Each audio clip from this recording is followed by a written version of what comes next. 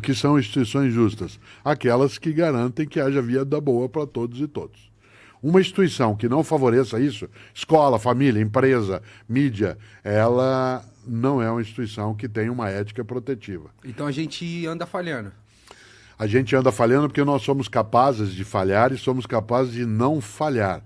Né? Nesse sentido, sim, nós falhamos, nós estamos construindo na história humana a possibilidade de uma vida em que não haja o sofrimento desnecessário, em que não haja exclusão. Isso é algo que nós não temos ainda imediatamente no nosso horizonte. Nessa biografia, né, da Silmara Casadei, que ela fez sobre o meu caminho, ela quase que termina com uma frase que eu cito muito, né, de uma grande escritora norte-americana, né, a Perry, que diz o seguinte: eu sonho, disse ela, e eu também tenho esse sonho, eu sonho um dia dar à luz uma criança que vai perguntar: mãe, o que era a guerra? Olha que frase forte. Porra.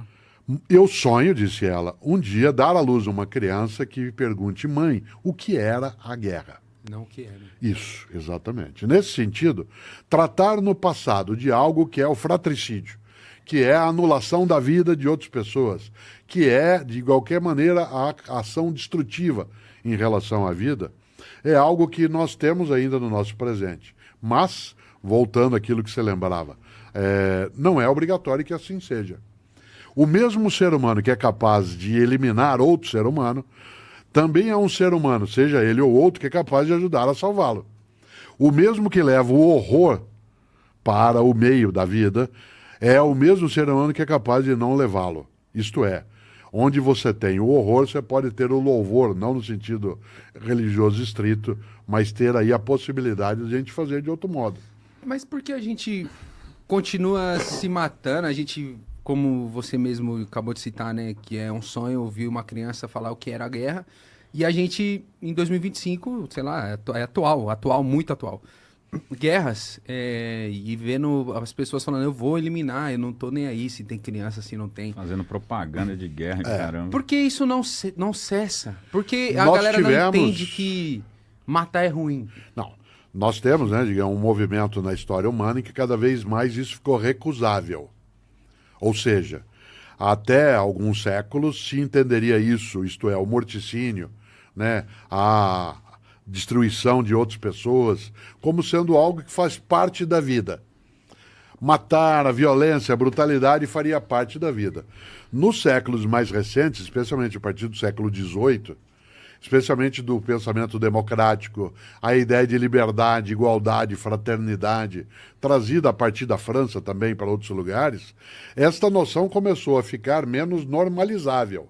Haja vista que hoje você e eu, o mítico, qualquer pessoa que esteja conosco, é capaz de se horrorizar. Até alguns séculos isso faria parte, a expressão é essa, faz parte da vida. Hoje nós achamos que faz parte da morte. E, portanto, eu ver a cena, eu contemplar, né, aquilo que é o homicídio, contemplar a brutalidade, contemplar o fratricídio, não é algo tão mais aceitável. Por isso, você pergunta, como é que nós continuamos? Nós estamos descolando um pouco mais a ideia de que isso é aceitável. Tanto que criamos leis, criamos modos de fazer de outra forma, criamos instituições que hoje são enfraquecidas, né, para nos protegermos dessa condição. Há uma grande pergunta que um dia, olha que coisa, vocês gostariam demais de fazer um pode-pá com duas pessoas que escreveram cartas um para o outro, que é Einstein e Freud. Nossa Senhora.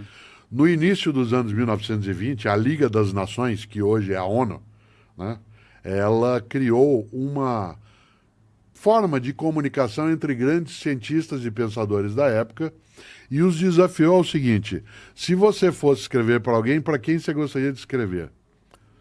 E Einstein decidiu que ele queria escrever para o Freud e vice-versa. Eles trocaram cartas. Esse livro existe no nosso idioma.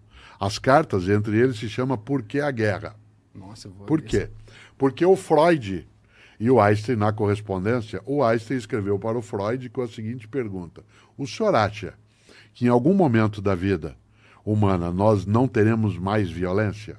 O senhor acha que em algum momento da história humana não haverá guerra? Para minha tristeza e do Einstein, o Freud responde não, sempre haverá.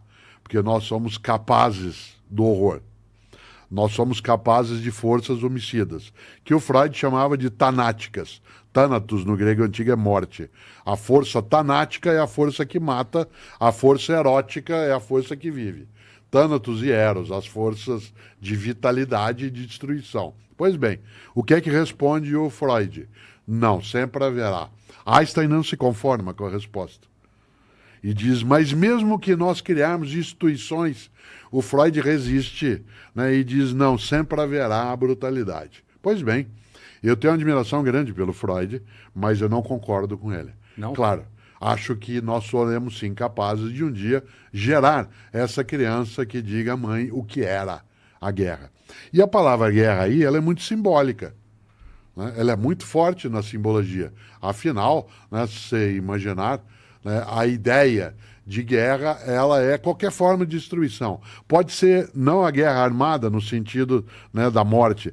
Pode ser você guerrear com outra pessoa em relação aos afetos dela, a liberdade que ela Qualquer carrega. embate. Qualquer forma de destruição.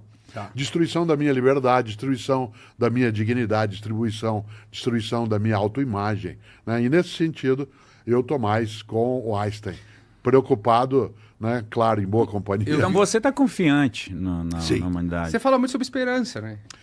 Eu gosto demais, Paulo Freire, com quem eu tive o gosto de trabalhar 18 anos. Paulo Freire é um estupendo pensador pernambucano, né, e que é considerado um dos grandes educadores contemporâneos. Por que tanta gente tenta matar a reputação de Paulo Freire? Paulo Freire jamais, eu digo isso com frequência, Paulo Freire jamais seria contra que alguém contra ele fosse.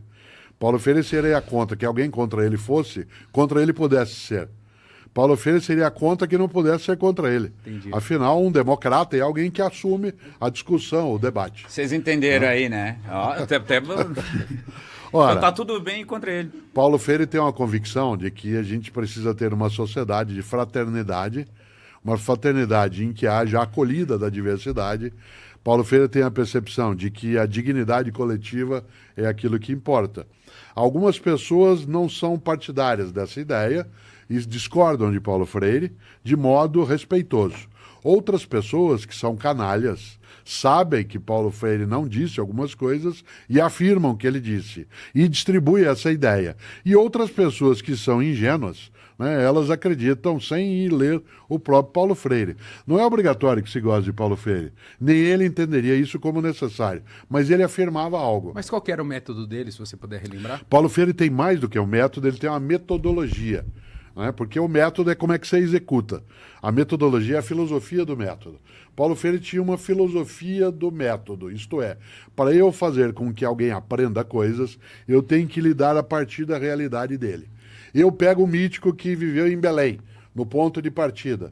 Eu não posso utilizar com ele um livro, uma cartilha, embora tenha sido utilizado, em que você, para aprender o encontro consonantal na palavra, a ideia de NH, você coloque lasanha. Embora a lasanha hoje seja uma coisa mais conhecida, há 30, 40 anos, alguém no estado do Pará, né, não tinha tudo isso como seu cotidiano. O que Paulo Freire afirmava, para que alguém aprenda de fato, ele precisa conectar-se com a realidade dele. Para isso, eu preciso discutir com a pessoa qual é o meio em que ele está. Eu não posso educar uma criança ou um jovem que vive, por exemplo, nas áreas de periferia social de uma cidade como São Paulo, da mesma forma que eu faço em outro local. Te dou um exemplo concreto. Eu fui secretário de Educação na cidade de São Paulo, aliás, substituindo Paulo Freire no cargo. Algumas pessoas dizem, você substituiu o Paulo Freire? Eu falei, jamais, substituiu o secretário, Paulo Freire. Paulo Freire não tem substituto. Uma das coisas que se faz numa escola da área central, num bairro, né, em que haja melhor condição econômica, é você pedir para as crianças, na segunda-feira, todo mundo traz, vou dar um exemplo, todo mundo traga para a gente poder utilizar descarte, coisas descartáveis, né, para a gente trabalhar com objetos que não sirva para nada. Então, a criança traz caixinha de ovo, né, ela traz coisa de iogurte. Nas áreas da periferia social, isso tem valor.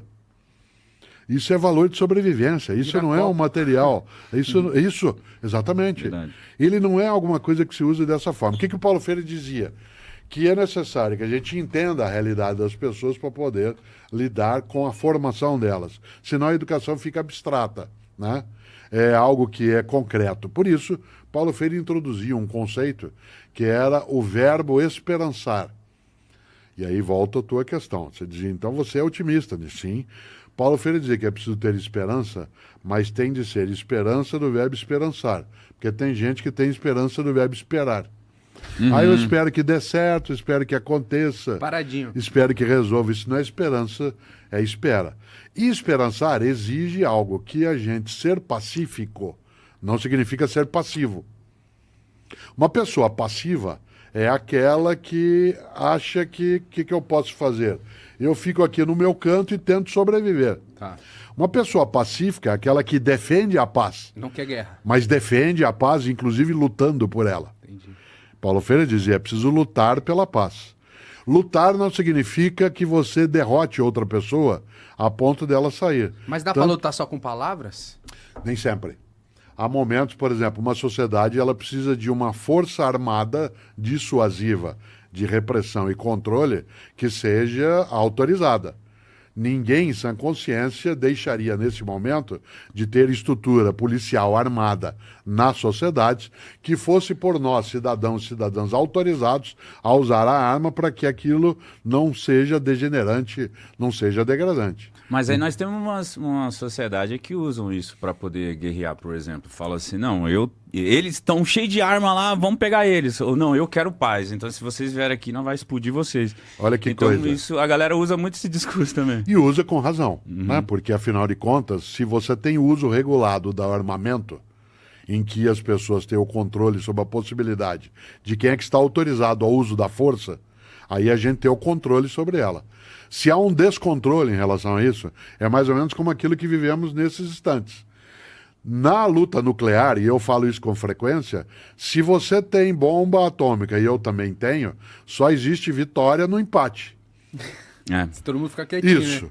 Se eu suspeito que você tem, e você não tem, mas você afirma que tem, e eu também não tenho, é mais ou menos como um jogo de truco, né? Em que você simula que tem as cartas, ou no blefe. poker. Se nós dois temos, há um controle maior para que não comece. Nós vivenciamos, vocês eram ou crianças ou estavam nascendo, vivenciamos de 1945 até 1990 o que se chamou de Guerra Fria, em que Estados Unidos da América do Norte e União Soviética tinham ali o seu balanço, e em que um quase o tempo todo dizia por assim, olha lá. Cuidado. E aí você tinha uma certa pacificação, embora tenha havido guerras. Sim.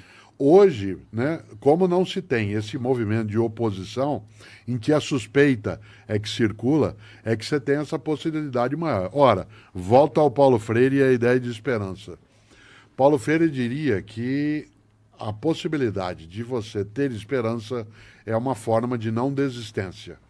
Toda pessoa que desiste, ela admite que não há alternativa e ela oferece a vitória, de maneira geral, ao quem não merecia essa vitória, né? E por isso, digo de novo, ser pacífico não é ser passivo.